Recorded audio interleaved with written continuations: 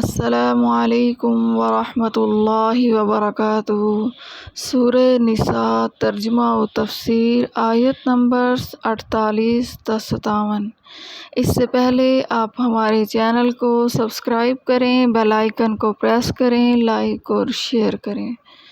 نحمدہ ونصلی علی رسولہ الکریم، اما بعد فاعوذ باللہ من الشیطان الرجیم، بسم اللہ الرحمن الرحیم۔ سبحانک لا علم لنا الا ما علمتنا انک انت العلیم الحکیم۔ رب اشرح لی صدری ویسر لی امری واحلل عقدۃ من لسانی یفقہوا قولی۔ رب زدنی علما، رب زدنی علما، رب زدنی علما۔ لقد جاءکم رسول من انفسکم عزیز علیہ ما عنتم حریص علیکم بالمؤمنین رؤوف رحیم۔ فإن تولوا فقل حسبی اللہ لا الہ الا ہو علیہ توکلت وہو رب العرش العظیم۔ بسم اللہ الرحمن الرحیم۔ ان اللہ لا یغفر ان یشرک بہ ویغفر ما دون ذلک لمن یشاء ومن یشرک باللہ فقد افتری اثما عظیما۔ بے شک اللہ نہیں بخشتا اس کو جو اس کا شرک کرے، اور بخشتا ہے اس سے نیچے کے گناہ جس کے چاہے۔ جس نے شریک ٹھہرایا اللہ کا اس نے بڑا طوفان باندھا۔ الم تر الی الذین یزکون انفسہم بل اللہ یزکی من یشاء ولا یظلمون فتیلا۔ کیا تو نے نہ دیکھا ان کو جو اپنے آپ کو پاکیزہ کہتے ہیں، بلکہ اللہ ہی پاکیزہ کرتا ہے جس کو چاہے، اور ان پر ظلم نہ ہوگا دھاگے برابر۔ انظر کیف یفترون علی اللہ الکذب وکفی بہ اثما مبینا۔ دیکھ کیسا باندھتے ہیں اللہ پر جھوٹ، اور کافی ہے یہی گناہ واضح۔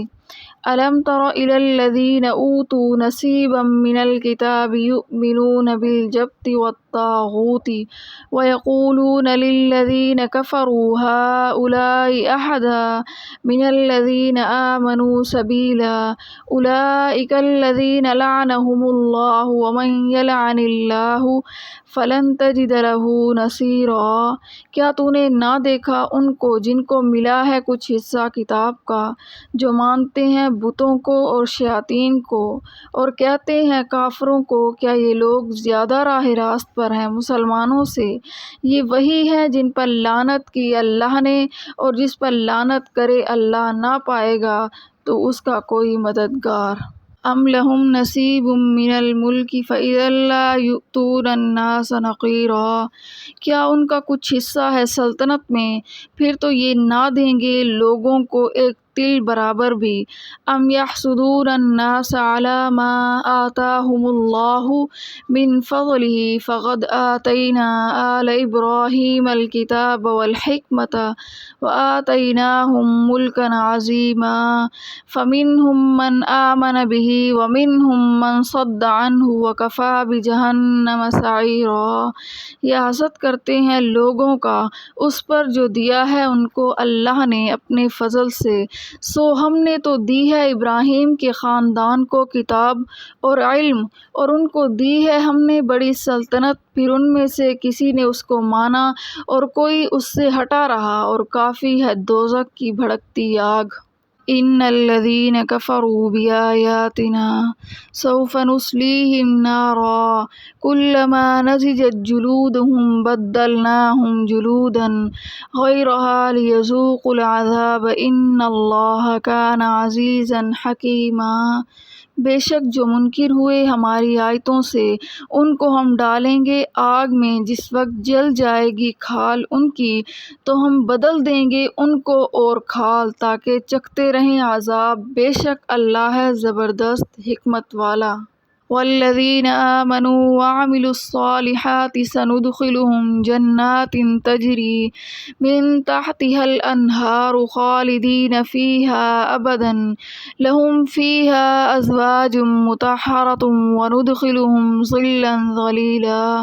اور جو لوگ ایمان لائے اور کام کیے نیک، البتہ ان کو ہم داخل کریں گے باغوں میں جن کے نیچے بہتی ہیں نہریں، ان میں ہمیشہ ان کے لیے وہاں عورتیں ہیں ستھری، اور ان کو ہم داخل کریں گے گھنی چھاؤں میں۔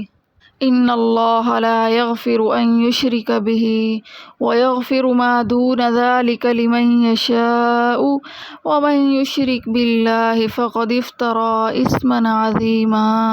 بے شک اللہ نہیں بخشتا اس کو جو اس کا شریک کرے، اور بخشتا ہے اس سے نیچے کے گناہ جس کے چاہے، اور جس نے شریک ٹھہرایا اللہ کا اس نے بڑا طوفان باندھا۔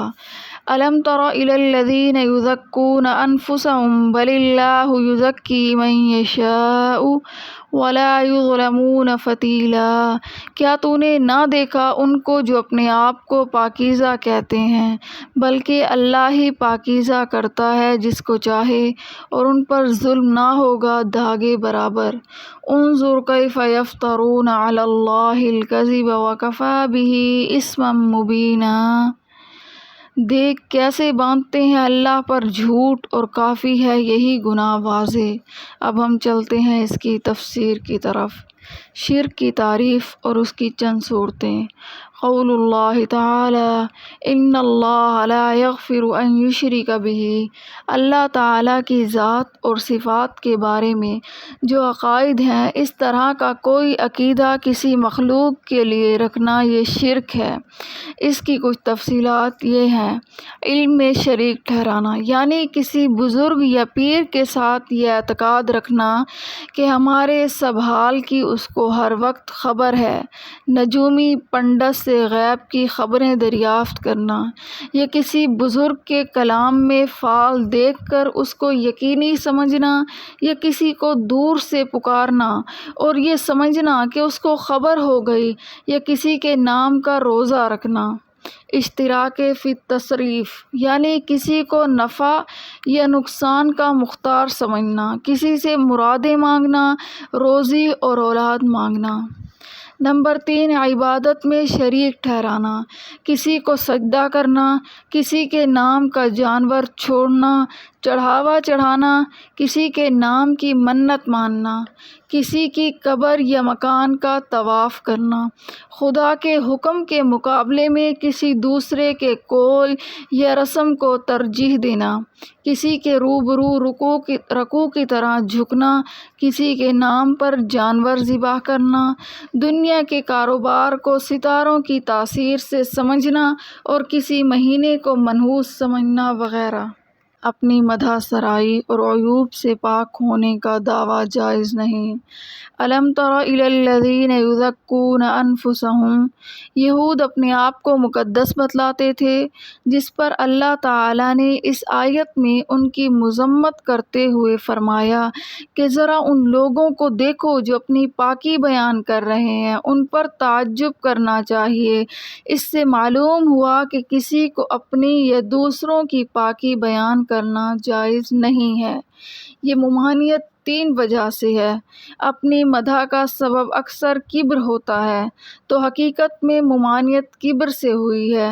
نمبر 2، یہ کہ خاتمے کا حال اللہ کو معلوم ہے، تقویٰ و طہارت پر ہوگا یا نہیں، اسی لیے اپنے آپ کو مقدس بتلانا خلاف خوف الہی ہے۔ ایک روایت میں حضرت زینب بنت ام سلمہ رضی اللہ تعالی عنہا فرماتی ہیں کہ رسول اللہ صلی اللہ علیہ وسلم نے مجھ سے دریافت فرمایا کہ تمہارا نام کیا ہے؟ اس وقت چونکہ میرا نام برہ تھا، جس کے معنی ہے گناہوں سے پاک، میں نے وہی بتلا دیا، تو آپ صلی اللہ علیہ وسلم نے ارشاد فرمایا لا تزکوا انفسکم اللہ اعلم باہل البر منکم سموہا زینب، یعنی تم اپنے آپ کی گناہوں سے پاکی بیان نہ کرو، کیونکہ یہ علم صرف اللہ ہی کو ہے۔ تم میں سے کون پاک ہے؟ پھر بر کے بجائے آپ نے زینب نام رکھا۔ ممانعت کی تیسری وجہ یہ ہے کہ اکثر اوقات اس دعوے سے لوگوں کو یہ وہم ہونے لگتا ہے کہ یہ آدمی اللہ کے ہاں اس لیے مقبول ہے کہ یہ تمام نقائص اور عیوب سے پاک ہے، حالانکہ یہ جھوٹ ہے، کیونکہ بہت سے عیوب بندے میں موجود ہوتے ہیں۔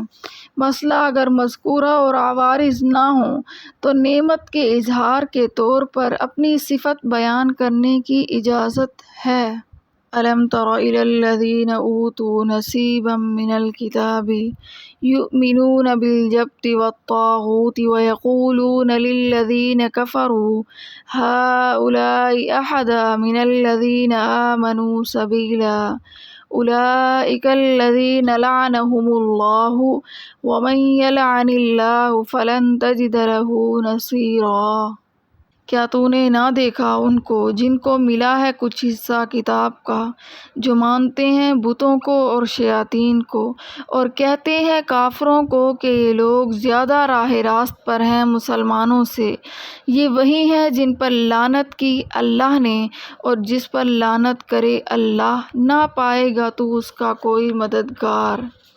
ربط آیات۔ پچھلی آیت أَلَمْ تَرَ إِلَى الَّذِينَ أُوتُوا نَصِيبًا مِنَ الْكِتَابِ يَشْتَرُونَ الضَّلَالَةَ سے یہود کی قباح اور بری خصلتوں کا ذکر چلا آ رہا ہے۔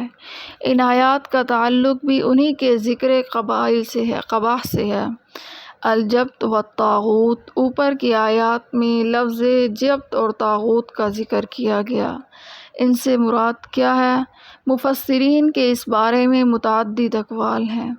حضرت ابن عباس، ابن جبیر اور ابو العالی رضی اللہ تعالی عنہما فرماتے ہیں کہ جبت حبشی لغت میں ساحر کو کہتے ہیں اور طاغوت سے مراد کاہن ہے۔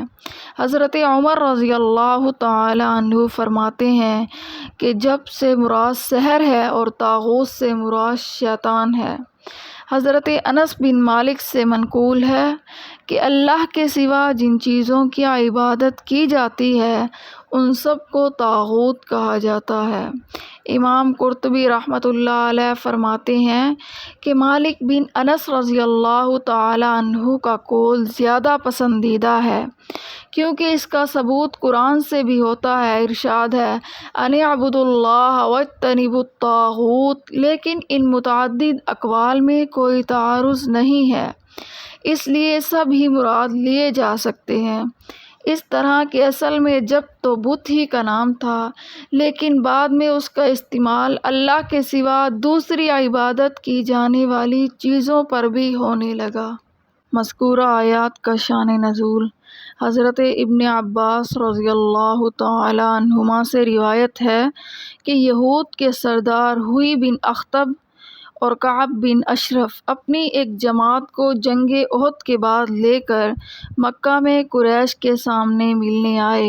یہود کا سردار کعب بن اشرف ابو سفیان کے پاس آیا اور اس نے رسول اللہ صلی اللہ علیہ وسلم کے خلاف ان کے ساتھ تعاون کرنے کا وعدہ کیا۔ اہل مکہ نے کعب بن اشرف سے کہا تم ایک دھوکہ دینے والی قوم ہو، اگر تم واقعی اپنے قول میں سچے ہو تو ہمارے ان دو بتوں جبت اور طاغوت کے سامنے سجدہ کرو۔ چنانچہ اس نے قریش کو مطمئن کرنے کے لیے ایسا ہی کیا۔ اس کے بعد کعب نے قریش سے کہا کہ 30 آدمی تم میں سے اور 30 ہم میں سے سامنے آئیں، تاکہ رب کعبہ کے ساتھ اس چیز کا عہد کریں کہ ہم سب مل کر محمد الرسول اللہ صلی اللہ علیہ وسلم کے خلاف جنگ کریں گے۔ کعب کی اس تجویز کو قریش نے پسند کیا اور اس طرح سے انہوں نے مسلمانوں کے خلاف ایک متحدہ محاذ قائم کر دیا۔ اس کے بعد ابو سفیان نے کعب سے کہا کہ تم اہل علم ہو، تمہارے پاس اللہ کی کتاب ہے، لیکن ہم بالکل جاہل ہیں، اس لیے آپ ہمارے متعلق بتائیں کہ ہم حق پر چلنے والے ہیں یا محمد صلی اللہ علیہ وسلم۔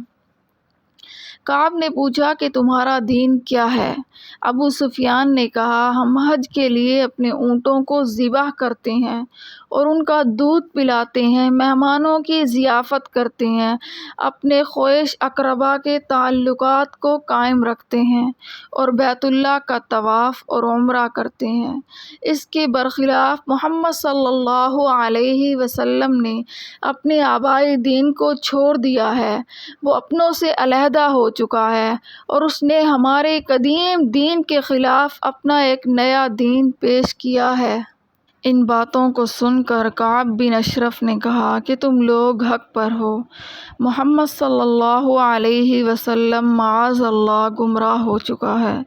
اس پر اللہ تعالیٰ نے مذکورہ آیات نازل فرما کر ان کے دجل و فریب کی مذمت کی۔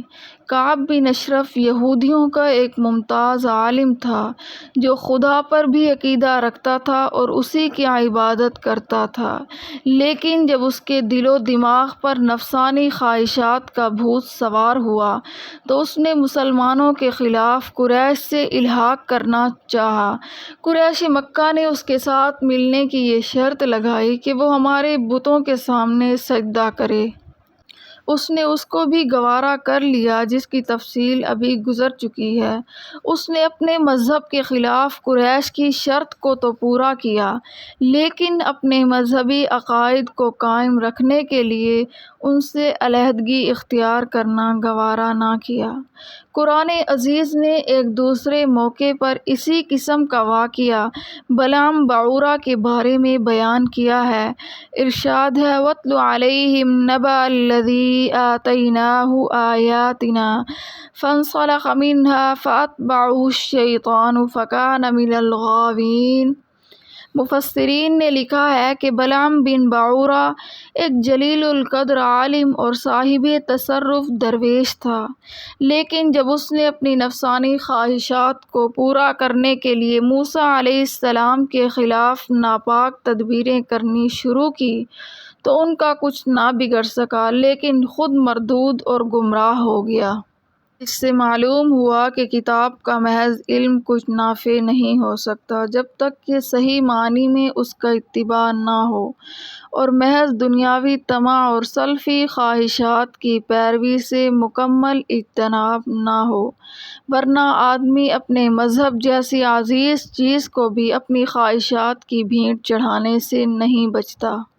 آج کل بھی بعض لوگ اس قسم کے ہیں جو مادی اور سیاسی اغراض و مقاصد کے حصول کے لیے اپنے حق کے مسلک کو آسانی سے چھوڑ دیتے ہیں اور لادینی عقائد و نظریات کو اسلام کا لباس پہنانے کی پوری کوشش کرتے ہیں۔ نہ ان کو خدا کے عہد و میثاق کی کچھ پرواہ ہوتی ہے اور نہ آخرت کا خوف۔ یہ سب کچھ صحیح اور حق کے مسلک کو چھوڑ کر شیطان کے اشاروں پر چلنے سے ہوتا ہے۔ اللہ کی لعنت دنیا اور آخرت میں رسوائی کا سبب ہے۔ لعنت نام ہے اللہ کی رحمت سے دوری کا اور انتہائی رسوائی اور ذلت کا۔ جس پر اللہ کی لعنت ہو وہ اللہ کا قرب حاصل نہیں کر سکتا۔ ان کے بارے میں اتنی سخت وعید آئی ہے، فرمایا ہے ملعونین اینما ثقفوا اخذوا وقتلوا تقتیلا۔ جن پر اللہ کی لعنت ہے وہ جہاں کہیں بھی ملیں ان کی گردن اڑائی جائے۔ یہ تو ان کی دنیاوی رسوائی ہے اور آخرت کی رسوائی تو اس سے بھی سخت ہوگی۔ اللہ کی لعنت کے مستحق کون لوگ ہیں؟ وَمَن يَلْعَنِ اللَّهُ فَلَن تَجِدَ لَهُ نَصِيرًا۔ اس آیت سے معلوم ہوتا ہے کہ جس پر اللہ کی لعنت ہو اس کا کوئی مددگار نہیں ہوتا۔ اب غور طلب یہ بات ہے کہ اللہ کی لعنت کے مستحق کون لوگ ہیں۔ حدیث میں ارشاد ہے کہ رسول اللہ صلی اللہ علیہ وسلم نے سود دینے والے، سود کھانے والے، اس کے لکھنے والے اور اس کی گواہی دینے والے سب پر لعنت کی ہے اور وہ سب گناہ میں برابر ہیں۔ ایک دوسری حدیث میں آپ صلی اللہ علیہ وسلم نے ارشاد فرمایا ملعون من عمل عمل قوم لوط، یعنی جو آدمی لوط علیہ السلام کی قوم کے جیسا عمل کرے وہ لعنتی ہے، یعنی مرد سے بدفعلی کرنے والا۔ پھر ارشاد فرمایا کہ اللہ تعالیٰ سارق یعنی چور پر لعنت بھیجتا ہے جو انڈے اور رسی جیسی حقیر چیز کی چوری تک سے گریز نہیں کرتا، جس کی پادش میں اس کا ہاتھ کاٹا جاتا ہے۔ ایک اور حدیث میں ارشاد ہے کہ اللہ کی لعنت ہے سود کھانے والے اور کھلانے والے اور ان عورتوں پر جو اپنے جسم کو گودنے والی یعنی سوئی کے نام سے جسم میں سوراخ کر کے سرما ڈالنے میں تاکہ زینت ہو یا گدوانے والی اور ایسے ہی تصویر کھینچنے والوں پر لعنت کی ہے۔ ایک دوسری حدیث میں ہے، آپ صلی اللہ علیہ وسلم نے ارشاد فرمایا، اللہ تعالیٰ لعنت بھیجتے ہیں شراب پر اور اس کے پینے والے پر، پلانے والے پر، اس کے بیچنے والے پر، خریدنے والے پر، یہاں تک کہ اس کے نچوڑنے والے پر، اس کے اٹھانے والے اور منگوانے والے سب پر۔ ایک اور حدیث میں رسول اللہ صلی اللہ علیہ وسلم ارشاد فرماتے ہیں کہ 6 آدمی ایسے ہیں جن پر میں نے لعنت بھیجی ہے اور اللہ تعالیٰ نے بھی ان پر لعنت کی ہے اور ہر نبی مستجاب الدعوات ہوتا ہے۔ وہ 6 آدمی یہ ہیں: نمبر 1، اللہ کی کتاب میں زیادتی کرنے والا۔ نمبر 2، اور وہ شخص جو جبر و قہر سے اقتدار حاصل کر کے اس آدمی کو عزت دے جس کو اللہ نے ذلیل کیا ہو اور جس کو اللہ نے عزت عطا کی ہو اس کو ذلیل کرے۔ نمبر 3، اللہ کی تقدیر کو جھٹلانے والا۔ نمبر 4، اللہ کی حرام کردہ چیزوں کو حلال سمجھنے والا۔ نمبر 5، میری اولاد میں وہ آدمی جو محرمات کو حلال کرنے والا ہو۔ نمبر 6، اور میری سنت کو چھوڑنے والا۔ حدیث میں ہے، آپ صلی اللہ علیہ وسلم نے ارشاد فرمایا، لعن اللہ الناظر والمنظور الیہ، یعنی جو کوئی نامحرم پر بری نظر ڈالے اور جس کے اوپر نظر ڈالے بشرطے کہ جس پر بری نظر پڑی ہے اس کے ارادہ اور اختیار کو اس میں دخل ہو، ان پر اللہ نے لعنت کی ہے۔ حضرت ابو ہریرہ رضی اللہ تعالی عنہ سے روایت ہے کہ رسول اللہ صلی اللہ علیہ وسلم نے ایسے مرد پر لعنت کی ہے جو عورت کا سا لباس پہنے اور ایسی عورت پر لعنت کی جو مرد کا سا لباس پہنے۔ حضرت عائشہ صدیقہ رضی اللہ تعالی عنہا سے کسی نے عرض کیا کہ ایک عورت مردانہ جوتا پہنتی ہے۔ حضرت عائشہ رضی اللہ تعالی عنہا نے فرمایا کہ اللہ کے رسول صلی اللہ علیہ وسلم نے ایسی عورت پر لعنت کی ہے جو مردوں کے طور طریق اختیار کرے۔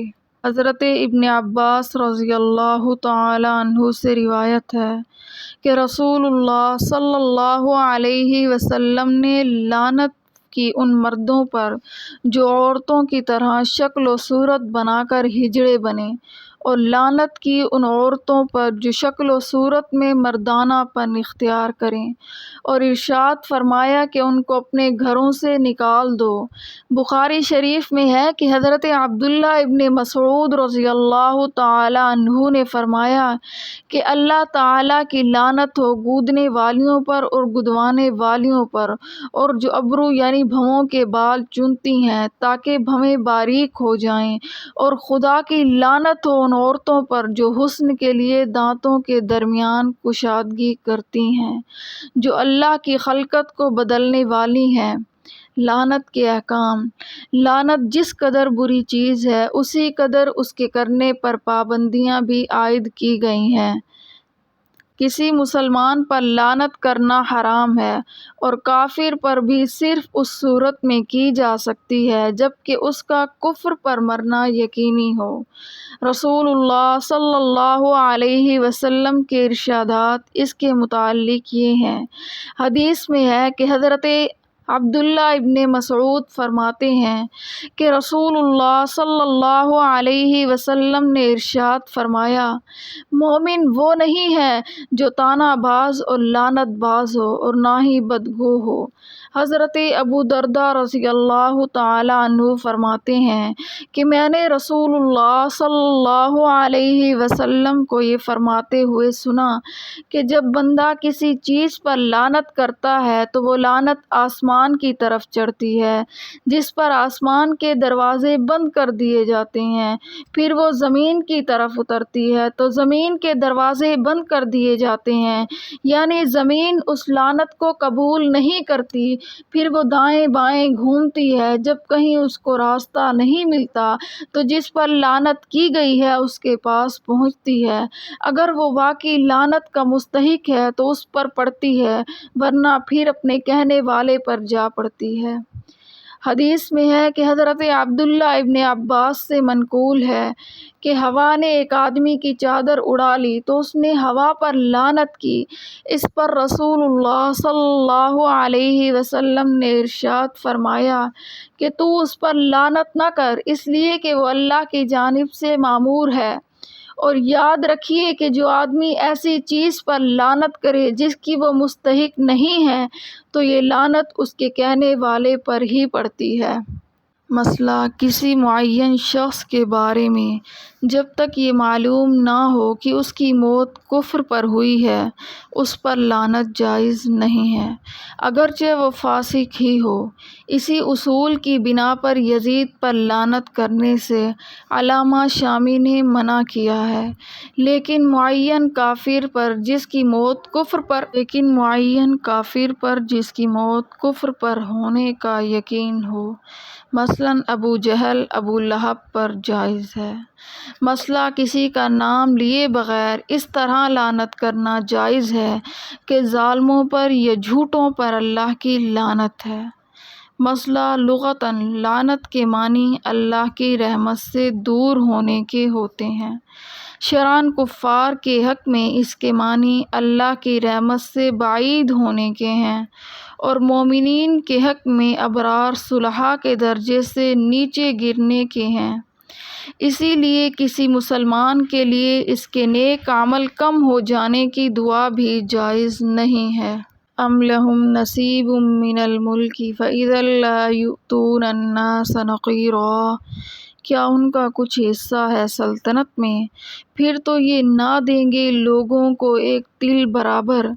ام یحسدون الناس علی ما آتاہم اللہ من فضلہ فقد آتینا آل ابراہیم الکتاب والحکمۃ وآتیناہم ملکا عظیما، یا حسد کرتے ہیں لوگوں کا اس پر جو دیا ہے ان کو اللہ نے اپنے فضل سے، سو ہم نے تو دی ہے ابراہیم کے خاندان کو کتاب اور علم، اور ان کو دی ہے ہم نے بڑی سلطنت۔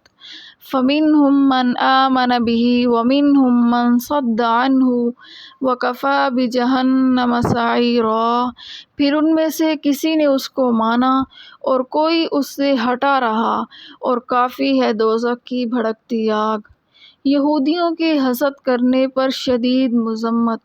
اللہ تعالیٰ نے رسول اللہ صلی اللہ علیہ وسلم کو جو علم و فضل اور جاہ و جلال عطا کیا تھا اس پر یہودی جلتے تھے، اس پر اللہ تعالیٰ نے یہ آیات نازل فرمائی کہ ان کے اسی حسد و بغض کی شدید مذمت کی ہے، اور ان کے حسد کو نامعقول قرار دیتے ہوئے دو وجہیں بیان کی، ایک وجہ آیت نمبر 53 میں بیان کی اور دوسری آیت نمبر 54 میں، لیکن دونوں کا حاصل ایک ہے، یعنی تمہارا حسد کس بات پر ہے؟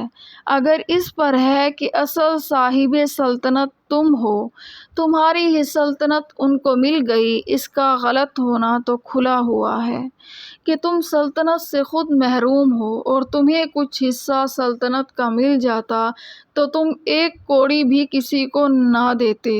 اور اگر تمہارا حسد اس پر ہے کہ گو سلطنت ہمارے پاس سے ان کے پاس نہیں گئی تو پھر بھی ان کو کیوں ملی، ان کو سلطنت سے کیا علاقہ؟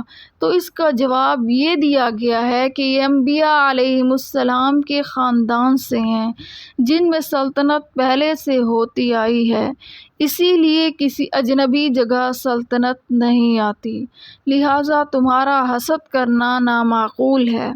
حسد کی تعریف، حکم اور اس کی مضرتوں کا بیان۔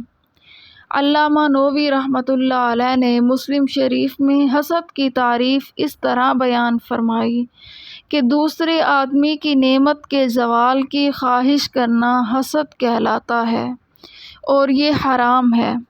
رسول اللہ صلی اللہ علیہ وسلم نے ارشاد فرمایا، لا تباغضوا ولا تحاسدوا ولا تدابروا وكونوا عباد اللہ اخوانا ولا يحل لمسلم ان يهجر اخاہ فوق ثلاث۔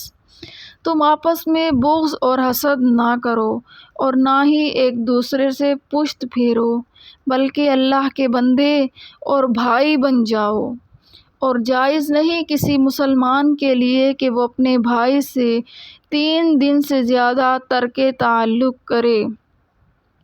ایک دوسری حدیث میں آپ صلی اللہ علیہ وسلم نے ارشاد فرمایا، ایاکم والحسد فإن الحسد یأکل الحسنات کما تأکل النار۔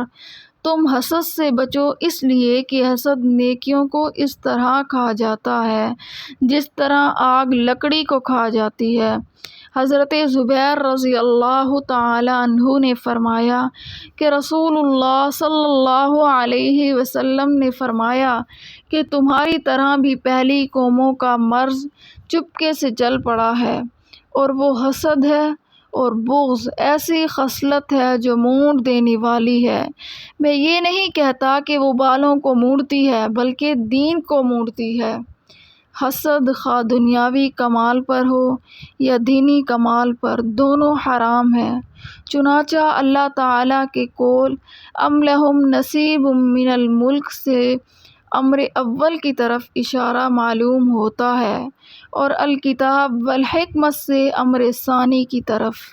ان الذین کفروا بآیاتنا سوف نصلیہم نارا کلما نضجت جلودہم بدلناہم جلودا غیرہا لیذوقوا العذاب ان اللہ کان عزیزا حکیما۔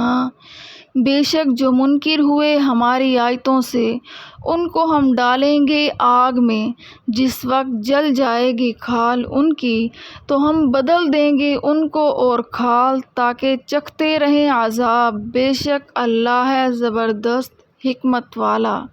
والذین آمنوا وعملوا الصالحات سندخلهم جنات تجری من تحتها الانہار خالدین فیہا ابدا لہم فیہا ازواج مطہرۃ وندخلهم ظلا ظلیلا۔ اور جو لوگ ایمان لائے اور نیک عمل کیے، البتہ ان کو ہم داخل کریں گے باغوں میں جن کے نیچے بہتی ہیں نہریں، ہمیشہ رہیں گے ان میں، ان کے لیے وہاں عورتیں ہیں صاف ستھری، اور ان کو ہم داخل کریں گے گھنی چھاؤں میں۔ حضرت معاذ رضی اللہ تعالی عنہ کلما نضجت جلودہم بدلناہم کی تفسیر کرتے ہوئے فرماتے ہیں کہ جب ان کی کھال جل چکے گی تو اس کو تبدیل کیا جائے گا، اور یہ کام اتنی سرعت سے ہوگا کہ ایک سانس میں 100 مرتبہ کھال تبدیل کی جائے گی۔ اور حضرت حسن بصری رحمۃ اللہ علیہ فرماتے ہیں کہ آگ ایک دن میں 70,000 مرتبہ ان کو کھائے گی۔ جب ان کو کھا چکے گی تو ان لوگوں کو کہا جائے گا کہ تم پہلی حالت پر لوٹ جاؤ، پس وہ لوٹ جائیں گے۔ رسول اللہ صلی اللہ علیہ وسلم نے فرمایا کہ اہل جہنم میں سب سے کم عذاب کے اعتبار سے وہ آدمی ہوگا جس کے تلووں میں آگ کی 2 چنگاریاں ہوں گی، جن کی وجہ سے اس کا دماغ ہانڈی کی طرح کھولتا ہوگا۔ ازواج مطہرۃ کی تفسیر۔ حضرت حاکم نے ابو سعید رضی اللہ تعالی عنہ سے نقل کیا ہے کہ رسول اللہ صلی اللہ علیہ وسلم نے ارشاد فرمایا، جنت کی عورتیں پاک ہوں گی، یعنی وہ حیض، بول و براز اور ناک سے بہنے والی قدورت سے پاک ہوں گی۔ سبحان اللہ۔ حضرت مجاہد رحمۃ اللہ علیہ نے مذکورہ چیزوں پر اضافہ کرتے ہوئے فرمایا کہ وہ بچہ پیدا کرنے اور ناپاک نطفے سے بھی پاک ہوں گی۔ ظلا ظلیلا، ذلن کے بعد ذلیلن کا لفظ ذکر کر کے اشارہ کر دیا کہ وہ سایہ ہمیشہ رہنے والا ہوگا اور گھنا سایہ ہوگا، جیسا کہ کہا جاتا ہے شمسن شامسن اور لیلن لیالن۔ اس سے اشارہ اس بات کی طرف ہے کہ جنت کی نعمتیں ہمیشہ رہنے والی ہوں گی۔ عن ابی ہریرہ ان رسول اللہ صلی اللہ علیہ وسلم قال ان فی الجنة لشجرة يسير الراكب في ظلها 100 عام ما يقطعها اقرأوا ان شئتم وظل ممدودها۔ حضرت ابو ہریرہ رضی اللہ تعالی عنہ رسول اللہ صلی اللہ علیہ وسلم سے نقل فرماتے ہیں کہ آپ صلی اللہ علیہ وسلم نے ارشاد فرمایا، تحقیق جنت میں ایک ایسا درخت ہے جس کے سائے کو ایک سوار 100 سال میں بھی طے نہ کر سکے گا۔ اگر آپ چاہیں تو یہ آیت وَظِلٍّ ممدود پڑھیں۔ حضرت ربیع بن انس رحمۃ اللہ علیہ نے ظِلًّا ظلیلا کی تفسیر میں فرمایا وَظِلُّ الْعَرْشِ الَّذِي لَا يَزُولُ، یعنی وہ سایہ عرش کا سایہ ہے جو کبھی زائل نہ ہوگا۔ سبحان اللہ وآخر دعوانا ان الحمد للہ رب العالمین۔